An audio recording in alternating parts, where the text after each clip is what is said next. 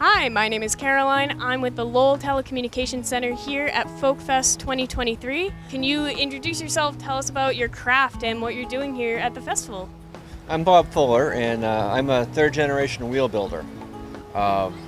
So what we're doing here at the festival is this year we're celebrating apprenticeships.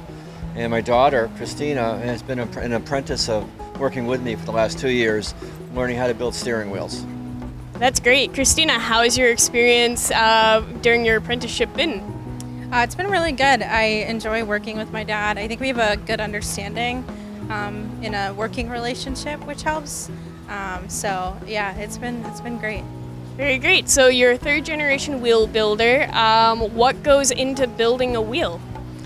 Well, it really starts with a lot of figuring out the design, which we work with boat yards or boat owners or customers to figure out what they're looking for, and then we start from the design. We start making the individual parts to kind of just reel it in to the point where the customer is satisfied and it's also practical to steer a boat. Because all the wheels we build are for steering boats or ships.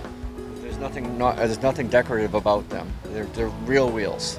That's really interesting. So how has it changed from, say, your father or your grandfather's generation to the generation right now teaching your daughter? I would say that as far as the teaching, it's the same. I mean, there's no school in this country that teaches you how to build a steering wheel. We kind of fall in between. We're floating furniture that has to stand up to the rigors of the ocean, the harsh environment. So the way that I learned from my father and grandfather is the same way I'm teaching Christina, because it's always worked, and no real reason to change how you build the wheel. Great, you're not reinventing the wheel, absolutely. So what kinds of tools do you use? Is there a special type of wood that you use? We use, as far as woods, we use marine woods, kind of like teak or mahoganies, and then we also use holly, American holly, which trees around here that's holly trees. It's the same wood, and ebony for if you want black accent colors. It's ebony. So those are the woods we use, and from tools, it's highly specialized. We basically create our own tooling.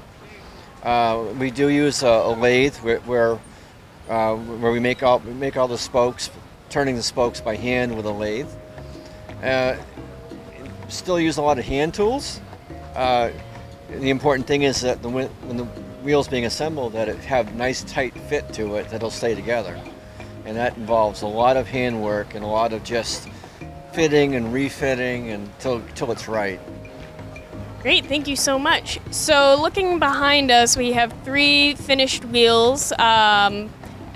How long does it typically take to create one whole wheel? It can be 80 to 120 hours. In this case, the 2 smaller wheels were built by Christina in the apprenticeship.